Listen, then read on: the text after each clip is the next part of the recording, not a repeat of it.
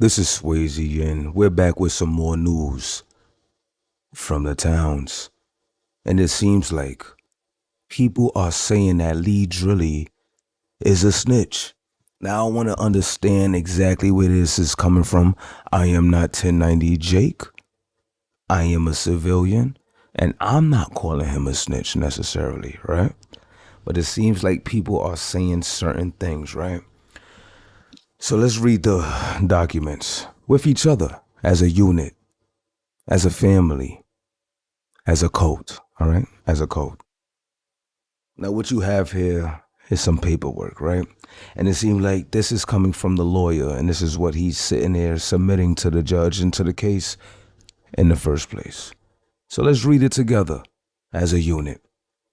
Ali Doby is a young man raised in a loving family within a difficult section of the Bronx. So far, so good, right? So far, so good? Okay.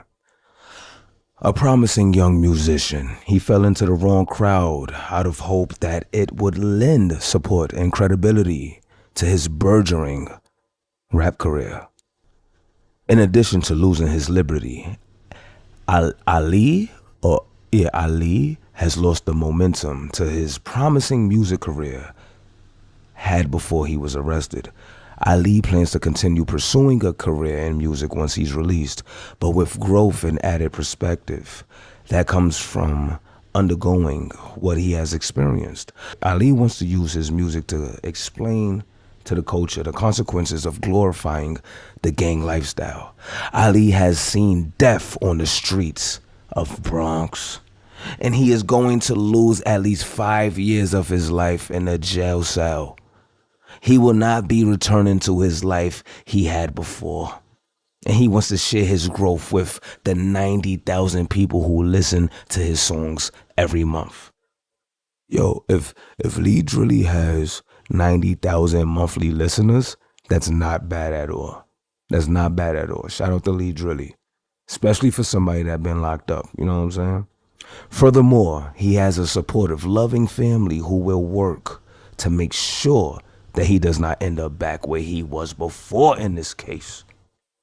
Once Ali is released, his mother plans to move the family out of New York City to allow Ali a fresh start away from the influence in the Bronx, which led to his current situation. There we go, guys. There we go. Now, if you look in the spot where I say the updates, right? The updates are this. LeeDrilly's attorney is asking for 60 months for drug trafficking, right? State murder case will be closed this Tuesday with a plea deal to assault, right? Then you have LeeDrilly blames Drilly gang for being a bad influence. I guess this is where that information comes from, right? And then right here you have LeeDrilly's mother plans to move him out of New York City for good after his release. And you know me at the end of it, what are your thoughts? Like, what are your thoughts? You know what I'm saying? Shit like that.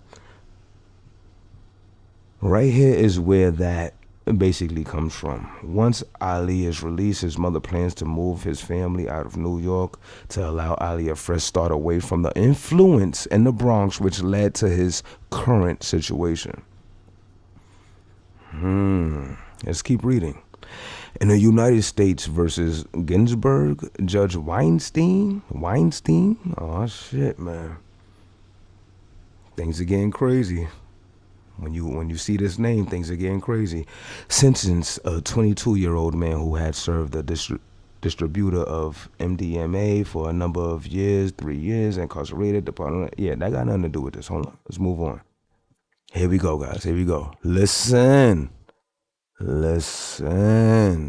To be clear, in the instance, Ali did not have a gun at any point and never struck or otherwise caused harm to the descendant.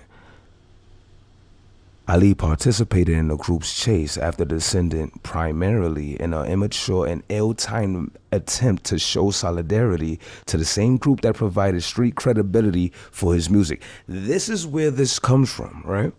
This is where it comes from, right? When it comes to the, LeeDrilly blames the gang or whatever have you for the bad influence. this is where we're at right here, right? This is where we're at. Just for him to sit there and provide street credibility for his music. So he's basically saying, like, look, whatever that he did probably do that was ill-timed, you know what I'm saying? And immature, right? Immature and ill-timed. This is what he did just for the gang. And it was their influence that influenced him to do these things, is what I'm getting from this right now, right? But never touched or harmed the descendant, despite ample opportunity to do so if he had chosen, particularly with the knife that he removed from the descendant's possession when he got caught up with the descendant, as visible on a surveillance video of the incident. So it seems like some shit went down on that, right? And niggas was just like, look, listen. The judge was, I mean, not the judge, the lawyer was like, listen, we ain't about to sit there and take it there right now, all right? We ain't about to take it there. All right, come on, let's be serious. Based upon the undersigned discussions with the state prosecutors, we submit that we are very close to reaching a plea deal in the matter, most likely before March 29th sentencing hearing in the instant federal matter. Given Ali's minimal involvement in the events of that evening, Ali would not be convicted of murder or attempt murder, and based on our discussions with the Bronx District Attorney's Office, it is likely that he will plead to attempt assault in the second degree. That's a W. That's a W. All right? That's a W right there when it comes to the LeeDrilly situation. Because did you guys, like, I'm like, yo, bro, was y'all here for the last live? They was sitting there saying that, yo, they were saying the Drilly's the most dangerous and LeeDrilly is one of the most dangerous. That's what they was saying in that. We watched that little documentary and shit. But let's continue. That's a W, though. We have a final plea negotiation scheduled with the Bronx District Attorney's Office on Tuesday, March 19th, and intend to inform the court to the final resolutions of the Bronx state case ahead of Ali's March 29th, 2024 sentencing hearing. Ali takes responsibility for his involvement with the group that night, regrets his actions, and certainly hates that he watched a man lose his life that evening. But his conduct on the night and his similarly, I apologize, minor role in what transpired goes to further show that he is not a violent person and that he is not an active member in a criminal conspiracy going on around him in the vicinity of the Gun Hill houses in the Bronx. See, right here is where we got it again. This is basically the lawyer sitting there saying, like, look, it's not him. He's not a part of this. He was just influenced by the bullshit that was around him. Like many young men, he is mostly guilty of being a follower. Now, my thing is this, right? When I post this up, right? I post this up, this, that, and the third. Niggas was feeling some type of way because of my, what would you call it? My caption right here, where I said, LeeDrilly blames the Drilly gang for being a bad influence. Now, my whole thing is this, right? When I'm reading this right here, if you ask me personally, right? Personally, like how I personally wear Levi's, I personally don't feel like LeeDrilly was snitching or told on anybody. I don't feel like that's what happened. You feel me? I don't feel like sitting there saying like, yo, I was influenced by this, that, and the third is necessarily snitching. However, there was a lot of people that pulled up in the comment section and was saying that he snitched. But there was another side of you know what I'm saying, the comment section that was like, no, the lawyer said that. You can't blame that on LeeDrilly. The lawyer said it. Now, my thing is this. The only thing I want to sit there and, discuss when it comes to this situation is this. Bro, the lawyer is not going to sit there and say anything that you don't want them to say. Does that make sense? You don't work for the lawyer. The lawyer works for you. If the lawyer comes to you with like, look, this is how we're going to defend this situation and this is what we're going to do, If there's anything in that that you don't agree with, you could tell that lawyer, take that out. No, don't say that. Don't say that. All right, let me give you an example. Let me just give you an example, right? Let's say you're a person, right? You got yourself caught up in a situation.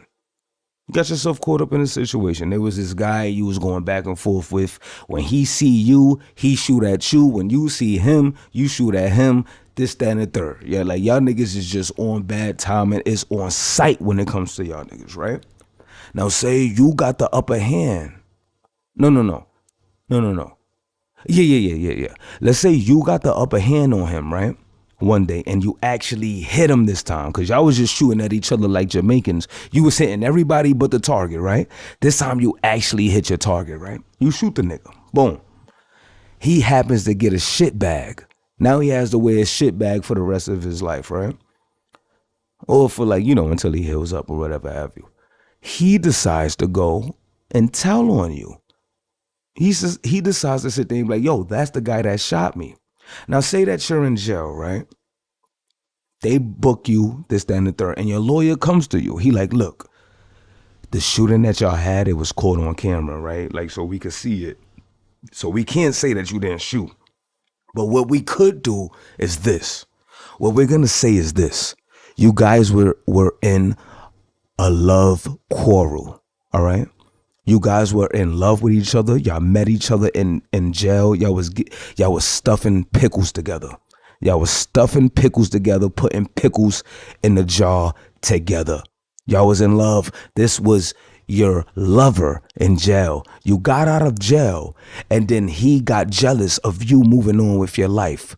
So he tried to attack you, and then you in return defended yourself. And that's why he is shot. That's the case that I'm going to sit there and tell to the judge. Do you think we should go with that? What are you going to say? If it's not true, what are you going to say? Oh yeah, tell people, tell them that I was out here butt fucking this guy this whole time, and the only reason why I had to shoot him and he was shooting at me was because, like, it was like a crime of passion. Like, you know what I'm saying? It was a crime of passion. He was trying to kill me because he was like, yo, you ain't gonna claim me while you outside? You ain't gonna claim me? You ain't oh, so we only boyfriends when you locked up? Like, you know what I'm saying? I had to shoot the nigga. You gonna go with that? You gonna tell your judge like, all right, yeah, let's go with that? I mean, not the judge. You gonna tell your fucking lawyer, yeah, let's go with that. Tell that to the judge. You gonna tell him that? You gonna tell him that? My whole situation when it comes to this shit is this. People that sitting there saying like, yo, nah, LeeDrilly didn't say that. The lawyer said it. The lawyer speaks for you. The lawyer doesn't go up there and say some shit that you don't agree with them saying, bro. They don't. Every time niggas know I'm a noodle. Really shot, he gon' lie like he crazy. Niggas spanked out, candy go pump with a school. I was punching him up on the bench, it was crazy. Oh shit, that's an intruder. I'ma put him on TV, I ain't talking no Swayze. Like, free DJ, bro trying to put a new op on the TV. What?